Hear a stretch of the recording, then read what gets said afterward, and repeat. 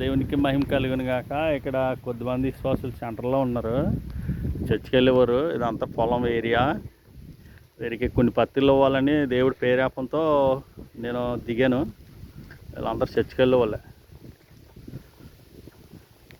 ఇంకో ఊరేస్తున్నాను అనమాట. ఇలాగా అలా వెళ్ళిపోతే ఆ రోడ్డు అంటే ఊరు వస్తుంది. అమ్మా సిస్టర్ గారు, మీ పాంప్లెట్ ఇచ్చాను కదా, తండ్రి అయిన దేవుణ్ణి ఆత్మతో సత్యంతో ఆరాధించాలండి. ఇప్పుడు యేసుక్రీస్తు బొమ్మలకి మీరు ప్రార్థన చేయకూడదు. మరియమ్మ బొమ్మలకి మీరు ప్రార్థనలో చేయకూడదు. చేస్తే నరకానికి వెళ్ళిపోతారు. ఇప్పుడు మరియమ్మ బొమ్మలు, యేసుక్రీస్తు బొమ్మలు మనుషులు తయారు చేసినవి. అలంకరణకే డిజైన్కి పెట్టుకుంటారు వాళ్ళ చర్చిల్లో. అయితే మనం పొలం వెళ్తే పొలం ఉంటాడు, జాబ్కి వెళ్తే జాబ్ ఉంటాడు, ఇతర దేశం వెళ్తే ఇతర దేశంలో మనకు కూడా వస్తాడు. బాప్తిస్మ ఎప్పుడైతే తీసుకున్నారో మీకు కూడా దేవుడు ఉంటాడు. ఓకే అండి. ఎలాగ ఆరాధించాలి? అలా కాదు, ఆత్మతో సత్యముతో ఆరాధించాలి. యోహాను సువార్త 4వ అధ్యాయం 21, 23, 24 చదవండి. అమ్మా సిస్టర్ గారు, ఏది మీ పాంప్లెట్లు నేను ఇచ్చినవి? మీదేదండి ఏ సిస్టర్ గారు? మీరు తండ్రి అయిన దేవుణ్ణి ఆత్మతో సత్యంతో ఆరాధించండి. మీరు ఏ చర్చికి వెళ్తారు అన్నారు? ఆసియాం చర్చికి వెళ్తారు మీరు? పోలేండి. బైబిల్ మిషన్, పెంతుకొస్తా, క్రీస్తు సంఘమా? క్రీస్తు సంఘం ఏంటంటే మీకు ఒకటి చెప్తున్నాను. ఏ సంఘాలు కానీ ఏ పాస్టర్లు కానీ పరలోక రాజ్యానికి సంఘాలు తీసుకెళ్ళవు. మీకు అర్థం చేసుకోండి.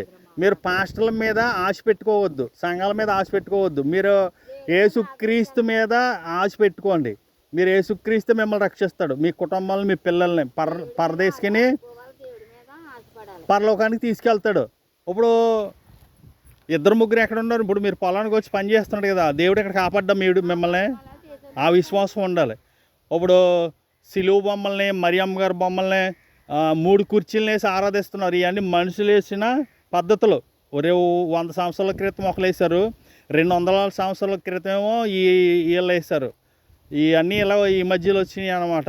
అంతకుముందు ఎవరు వేయలేదు. ఇలా కుర్చీలను వేయటం, మరియమ్మ బొమ్మలను వేయటం, సిలువలను ఆరాధించలేదు. బైబిల్లో ఎవరు అలాగ ఆరాధించలేదు. సుమి, మీకు సత్యం చెప్పాను, మీకు పాంప్లెట్లు ఇచ్చాను, మీ ఇష్టం. ఇందులో నేను ఎవరిని విమర్శించడానికి, ఏ పాస్టర్ గారిని దూషించడానికి నేను రాలేదు. మీరు అర్థం చేసుకోండి. ఇప్పుడు అందరూ చదువుకున్న వాళ్ళు కాబట్టి రూల్స్లు మార్చుకుంటారు వాళ్ళు. ఓకే అండి. వందనాలండి. వందనాలు చెప్పండి అందరికీ. సిస్టర్ గారు మీరు చెప్పలేదు. వందనాలు అమ్ముతాలి. విన్నారు కదా మీరు. తండ్రి అయిన దేవుణ్ణి ఆత్మతో సత్యంతో ఆరాధించండి. యోహాను సువార్త 4వ అధ్యాయం 21, 22, 23, 24. అందరికీ వందనాలు.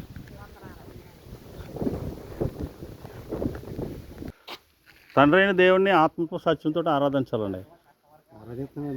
ఆరాధిస్తాం అంటే బొమ్మల దగ్గర ఆరాధించకూడదు. మీరు చర్చిలు బొమ్మలు వాళ్ళు డెకరేషన్ చేసుకుంటారు, మనం వాళ్ళని ఏమో అనకూడదు. అక్కడ యేసుక్రీస్తుని గొర్రెపిల్లని వేశారు. ఓకే. మనం తండ్రి అయిన దేవుణ్ణి 3 కుర్చీలతో ఆరాధించకూడదు. మరియం బొమ్మలుగా ఆరాధించకూడదు. సిలువులుగా డబ్బాలు పెడతాడు, అక్కడ ఆరాధించకూడదు. మీరు పొలం వెళ్ళినా, డ్యూటీకి వెళ్ళినా, జాబ్కి వెళ్ళినా, ఏ దేశానికి వెళ్ళినా మనతోటే ఉంటాడు. అంటే మనలో వచ్చేసాడు హృదయంలోకి. మీరు ఎప్పుడైతే బాప్తిసం తీసుకున్నారో అప్పుడే. అందుకేంటంటే ఆత్మతో సత్యంతో తండ్రి ఆరాధిస్తే ఆ ప్రార్థన దేవుడి దగ్గరికి వెళ్తుంది. ఈ బొమ్మల దగ్గర ఆరాధించారు అనుకోండి, దేవుడు అక్కడ ఉన్నాడండి. అంటే అల్ప విశ్వాసం అన్నమాట. అందుకేంటంటే ఆ విగ్రహ ఆరాధన అయిపోద్ది. విగ్రహ ఆరాధకులందరూ నరకంలో పడిపోతారని ఉంది. ఆ పాంప్లెట్లు ఇవ్వటానికి నేను ఈ ప్రాంతానికి వచ్చాను. వందనాలు సార్. ఎలాగ ఆరాధించాలి? ఆత్మతో ఆరాధన అది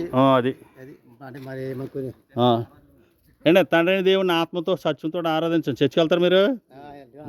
సార్ సార్ వెళ్ళకపోతే మనం వాళ్ళని ఆడకూడదు. ఈయనేనా యేసుక్రీస్తు బొమ్మలో ఉన్నాడా? ఉండడు. దేవుడు బొమ్మల్లో ఉంటాడా? ఆత్మస్వరూపి మనలోనే ఉంటాడు. వెళ్తారంటే మీరు సరే, నీవు పాంప్లెట్ తీసుకోండి. తండ్రి అయిన దేవుడిని ఆత్మతో సత్యంతో ఆరాధించండి అమ్మా. మీరు తండ్రి అయిన దేవుడిని ఆత్మతో సత్యంతో ఆరాధించండి. పరలోక రాజ్యం. యేసుక్రీస్తు బొమ్మల్లోనూ కానీ కుర్చీలు కానీ ఉండడు.